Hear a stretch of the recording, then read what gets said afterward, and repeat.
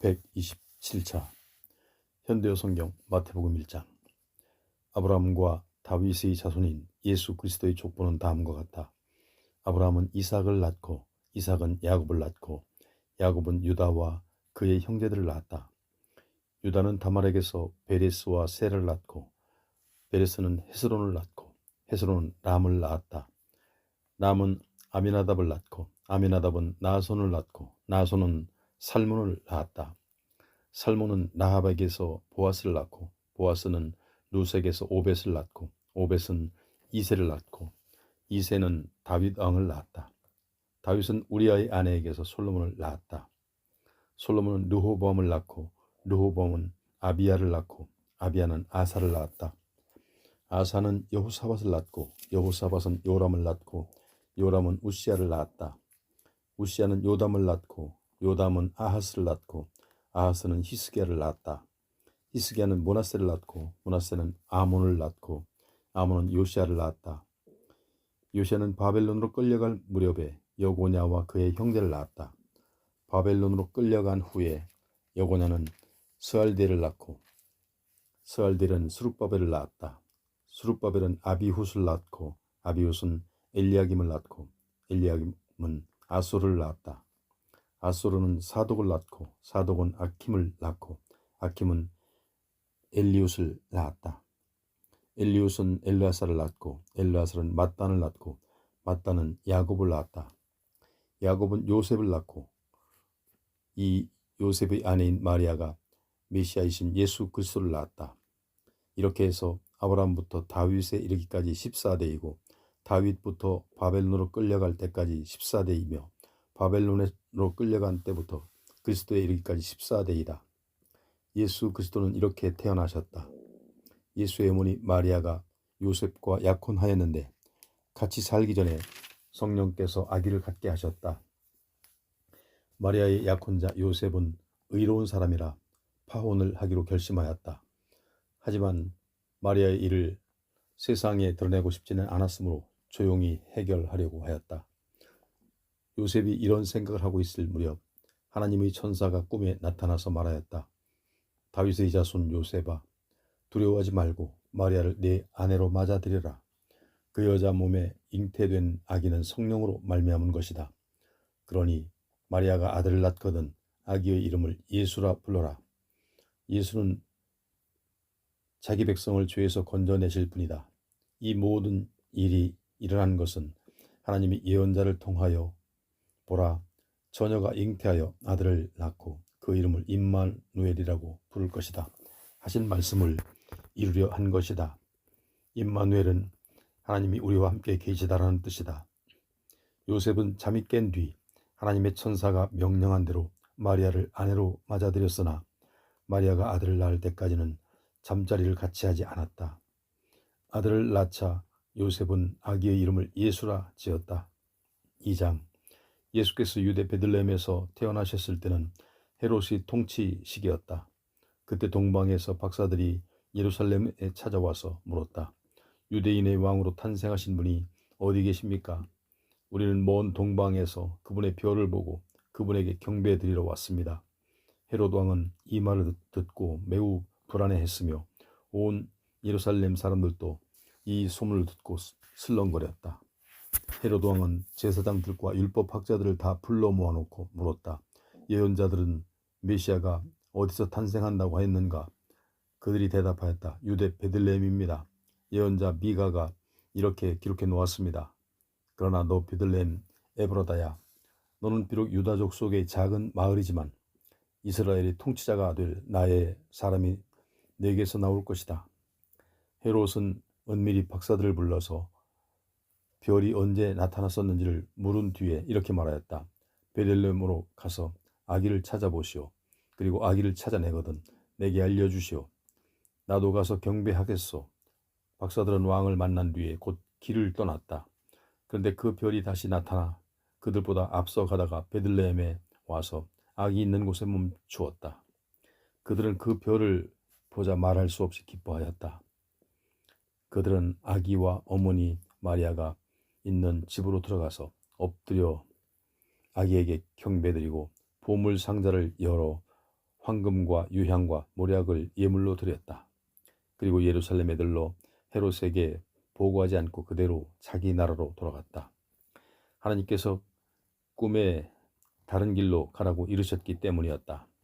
박사들이 돌아간 후에 하나님의 천사가 꿈에 요셉에게 나타나서 말하였다. 헤롯 왕이 아기를 찾아 죽이려고 한다. 어서 일어나 아기와 그의 어머니를 데리고 애굽으로 피신하여 내가 돌아오라고 할 때까지 그곳에 머물러라. 그 밤으로 요셉은 마리아와 아기를 데리고 애굽으로 떠났다. 그는 헤롯 왕이 죽을 때까지 그곳에서 살았다. 이는 하나님께서 내가 내 아들을 애굽에서 불러내었다 라고 하신 예언이 이루어진 것이다. 헤롯은 박사들이 자기 말을 듣지 않고 가버린 것을 알자 몹시 화가 났다. 그래서 그는 군인들을 베들레헴과 그 인근 마을로 보내어 2살 이하의 사내아이들을 모조리 죽이도록 하였다. 그가 박사들에게 별이 나타난 것을 자세히 알아보았던 그때로부터 2년쯤 지났기 때문이다. 헤롯이 이 잔인한 행동으로 다음과 같은 예레미야의 예언을 이루었다. 비명이 라마에서 들려왔다. 울며 통곡하는 소리다. 라헬이 죽은 자식들 때문에 울부짖는구나. 아무리 위로하여도 소용없구나. 헤롯이 죽자 하나님의 천사가 꿈에 요셉에게 나타나서 말하였다. 일어나 아기와 그 어머니를 데리고 이스라엘 땅으로 돌아가라. 아기를 죽이려고 하던 자들이 죽었다. 요셉은 곧 아기 예수와 그 어머니를 데리고 이스라엘을 향해 떠났다. 그는 돌아오는 길에 헬라우가 아버지 헤롯의 뒤를 이어 유대 왕이 되었다는 말을 듣고 그곳으로 가기가 두려워졌다. 그러나 꿈에 다시 지시를 받고 갈릴리 지방으로 피하여 나사렛이라는 동네에 가서 살았다. 이렇게 해서 그는 나사렛 사람이라는 소리를 들은 것이다. 나는 예언자들의 예언이 이루어진 것이다. 3장. 그들이 나사렛에 살고 있을 때 유대 광야에 세례 요한이 나타나서 말씀을 선포하였다. 회개하라. 하늘나라가 가깝다. 예언자 이사야는 세례 요한을 가리켜 오래전에 이렇게 말하였다. 광야에서 외치는 자의 소리가 들린다. 주님의 길을 예비하고 그가 다니실 길을 곧게 하라. 요한은 낙타토롯을 입고 가죽띠를 띄었으며 메뚜기와 석청을 양식으로 삼았다.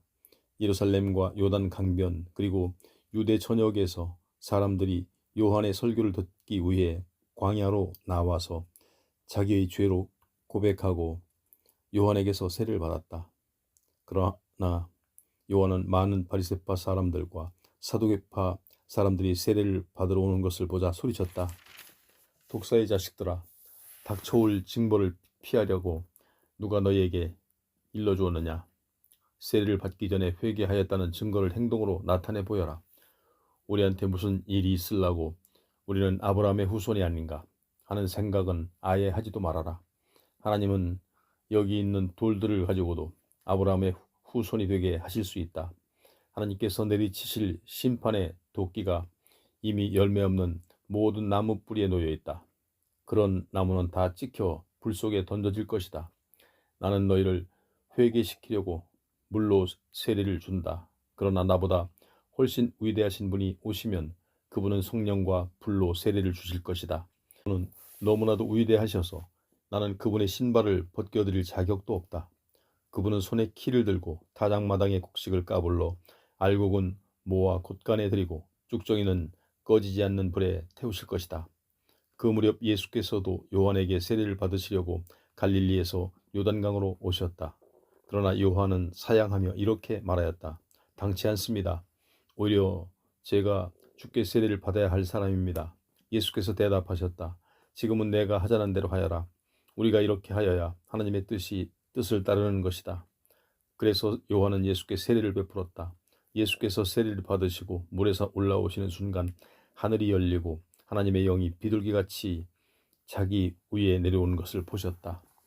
그때 하늘에서 음성이 들려왔다. 이 사람이 사랑하는 나의 아들이요 내 마음에 드는 아들이다. 4장. 세례를 받으신 후에 예수께서는 성령께 이끌려 광야로 나아가 마귀의 유혹을 받으셨다. 예수께서는 40일 동안이나 금식하신 뒤였으므로 몹시 시장하셨다. 그때 마귀가 와서 돌을 떡이 되게 해보라고 유혹하며 그렇게 하면 당신이 하나님의 아들이라는 것이 증명될 게 아니요 하고 말하였다. 예수께서 대답하셨다. 성경은 사람이 떡으로만 사는 것이 아니라 하나님의 입에서 나오는 모든 말씀으로 산다고 가르친다. 그러자 마귀는 예수를 예루살렘으로 데리고 가서 성전 지붕 위에 세워놓고 말하였다. 뛰어내리시오. 그래서 당신이 하나님의 아들이라는 것을 증명해 보이시오. 주께서 네가 어디를 가든지 주님의 천사를 보내 보호하게 하시니 그들이 두 손으로 너를 꽉 붙잡으리라. 혹시나 돌부리라도 채이지 않을까 노심초사하리라는 말씀이 성경에 기록되어 있지 않소? 예수께서 대답하셨다. 주 너의 하나님을 시험하지 말라는 말씀도 성경에 있다. 마귀는 다시 예수를 이끌고 아주 높은 산으로 올라가 세상의 모든 나라와 그 화려한 모습을 보여주며 만일 내게 무릎을 꿇고 경배한다면 이 모든 것을 당신에게 주겠소 하고 말하였다. 그때 예수께서 사단아 물러가라. 성경에 너희 하나님 여호와를 두려워하고 그분만을 섬기라고 이르지 않았느냐 하고 대답하셨다. 그러자 마귀는 떠나가고 천사들이 와서 예수께 시중을 들었다. 요한이 잡혔다는 말을 듣고 예수께서 유대를 떠나 갈릴리에 있는 나사렛 집으로 되돌아가셨다. 그러나 곧 그곳을 떠나 스불론과 납달리 지방 갈릴리 호숫가에 있는 동네 가버나움으로 가서 사셨다. 이것은 이사야의 예언이 이루어진 것이다. 스불론 지역과 납달리 지역 곧 지중해 연안의 도로 지역과 요단강 동부의 지역과 이방인들이 사는 갈릴리 지역이 영광에 가득 찰 것이다. 어둠 속에서 헤매는 백성이 큰 빛을 볼 것이다. 그 빛이 죽음의 그림자에 덮여서 캄캄한 땅에 사는 모든 사람에게 나타날 것이다. 이때부터 예수께서는 가르치기 시작하셨는데 회개하라. 하늘나라가 가까이 왔다고 선포하셨다. 하루는 예수께서 갈릴리 바닷가를 지나시다가 배에서 그물을 던지고 있는 두 형제를 보셨다. 베드로라고도 불리는 시몬과 안드레로. 그들은 어부였다. 예수께서 그들을 불러 나를 따라오너라. 내가 너희를 사람 낚는 어부로 만들어주겠다 하고 말씀하셨다. 그러자 그들은 곧바로 그물을 버려두고 예수를 따라 나섰다. 바닷가를 따라 조금 더 가시다가 다른 두 형제 야고보와 요한을 만나셨다. 그들은 아버지 세베대와 그물을 깁고 있는 중이었다. 그러나 예수께서 오라고 부르시자 그들은 일하던 것을 그만두고 아버지를 남겨놓은 채 예수를 따라 나섰다. 예수께서는 온 갈릴리를 두루 다니시며 회당에서 가르치시고 하늘나라의 복음을 선포하셨다. 그리고 온갖 병자와 앓는 사람을 고쳐주셨다. 예수께서 이적을 행하신다는 소문이 사방으로 퍼져나가자 먼 수리아 지방에 있는 병자들까지 병을 고치려고 몰려왔다. 예수께서는 온갖 병에 걸려 신음하는 환자들, 귀신 들린 사람들, 간질병자나 중풍병자들까지 다 고쳐주셨다. 갈릴리와 데가볼리와 예루살렘과 유대와 요단강 건너편에서 온 엄청난 군중이 예수를 따랐다. 5장. 어느 날 예수께서 많은 사람이 모여든 것을 보시고 제자들을 데리고 산 위에 올라가 앉으셨다. 그리고 그들에게 가르치기 시작하셨다. 마음이 가난한 자는 복이 있다. 하늘나라가 그들의 것이다. 슬퍼하는 사람은 복이 있다. 그들이 위로를 받을 것이다. 온유한 사람은 복이 있다. 그들은 땅을 차지할 것이다. 올바르게 살려고 애쓰는 사람은 복이 있다. 그들이 만족할 것이다. 친절과 자비를 베푸는 사람은 복이 있다. 하나님이 그들에게 자비를 베푸실 것이다. 마음이 깨끗한 사람은 복이 있다. 그들이 하나님을 볼 것이다.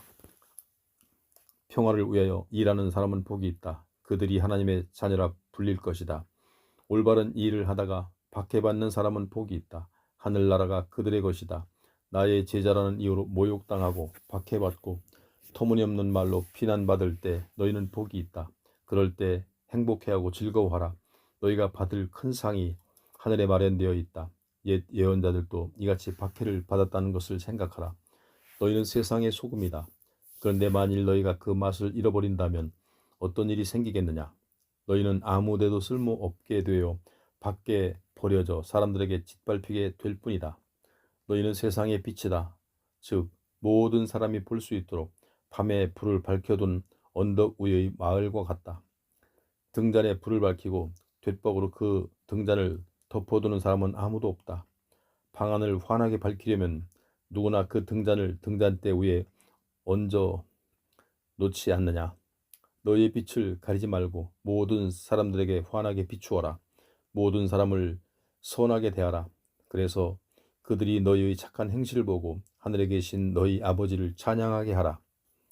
내가 모세의 율법과 예언자들이 쓴 책을 없애러 온 줄로 생각하지 말라. 없애러 온 것이 아니라 완성하러 왔다. 내가 진정으로 너희에게 말한다. 천지가 없어지더라도 율법은 1.1획도 없어지지 않고 다 이루어질 것이다.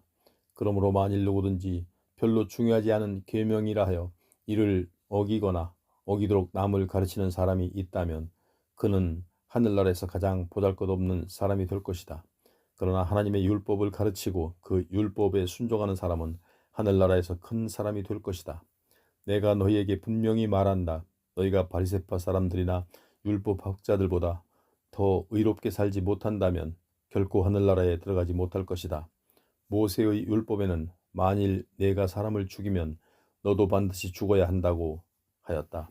그러나 나는 그것에 덧붙여 말한다. 까닭없이 형제에게 화내는 자는 심판받을 것이며 어리석다고 욕하는 자는 법정에 끌려갈 것이며 형제를 저주하는 자는 지옥불 속에 떨어질 것이다.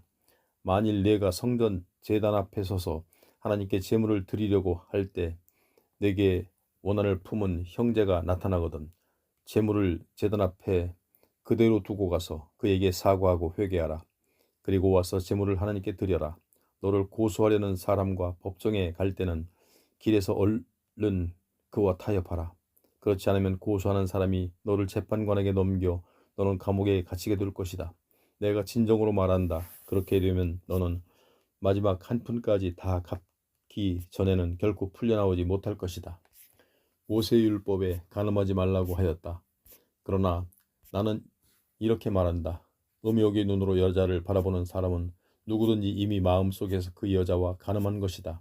그러므로 만일 내 오른 눈이 음욕을 일으키게 하거든 빼어버려라. 몸의 한 부분이 못쓰게 되더라도 온몸이 지옥에 떨어지는 것보다는 낫다. 또 만일 내 오른손이 죄를 짓게 하거든 그 손을 찍어 던져버려라. 몸의 한 부분이 못쓰게 되더라도 온몸이 지옥에 떨어지는 것보다는 나을 것이다. 또 모세의 율법에 누구든지 아내를 버리려거든 그 여자에게 이혼 증서를 써주라고 하였다. 그러나 나는 이렇게 말한다. 음행을 저지른 일도 없는데 아내와 이혼하는 사람은 그 여자를 간음하게 만드는 것이요 그 여자와 결혼하는 사람 역시 간음하는 것이다. 또 모세의 율법에 거짓 맹세를 하지 말며 주께 맹세를 하였거든 그것을 다 지키라고 하였다. 그러나 나는 이렇게 말한다. 어떠한 맹세도 하지 말라. 하늘을 두고도 맹세하지 말라. 하늘을 하나님의 보좌이기 때문이다. 땅을 두고도 맹세하지 말라. 땅은 하나님의 발판이기 때문이다. 예루살렘을 두고도 맹세하지 말라. 예루살렘은 위대한 왕의 도성이다. 네 머리를 두고도 맹세하지 말라. 너는 머리카락 하나도 희거나 검게 할 수 없다. 다만 너희는 예 하겠습니다. 또는 아니요 하지 않겠습니다. 라고만 하라. 그것으로 충분하다. 그 이상 다른 말은 하는 것이 잘못이다. 또 모세의 율법에 만일 어떤 사람이 남의 눈을 상하게 하였거든 자기 눈도 상하게 하라. 만일 남의 이를 부러뜨렸거든 자기 이도 부러뜨리라고 하였다. 그러나 나는 이렇게 말한다. 폭력으로 대항하지 말라. 내 한쪽 뺨을 때리는 사람이 있거든 다른 쪽 뺨도 돌려대라. 너를 고소하여 속옷을 달라고 하는 사람이 있거든 겉옷까지 벗어주라. 비록 가고 싶지 않더라도 누가 너더러 오리를 같이 가자고 하거든 십리를 같이 가주어라. 달라는 사람에게 주고 구워달라는 사람에게 등을 돌리지 말라. 또 모세의 율법에 이웃을 사랑하고 내 원수를 미워하라고 하는 말이 있다. 그러나 나는 이렇게 말한다. 원수를 사랑하라. 너를 박해하는 자들을 위해 기도하라. 그래야만 너희가 하늘에 계신 아버지의 자녀답게 행동하는 것이다. 그분은 악한 사람에게나 선한 사람에게나 똑같이 햇빛을 비추어 주시고 옳은 사람에게나 옳지 않은 사람에게나 똑같이 비를 내려 주신다. 만일 너희가 너희를 사랑하는 사람만을 사랑한다면 그것이 무슨 미덕이 되겠느냐? 세리들도 그 정도는 하지 않느냐? 만일 너희가 너희 이웃들과만 가까이 지낸다면 다른 사람과 다른 점이 무엇이겠느냐? 이방인들도 그렇게는 하고 있다. 그러니 하늘에 계신 너희 아버지께서 완전하신 것 같이 너희도 완전한 사람이 되라.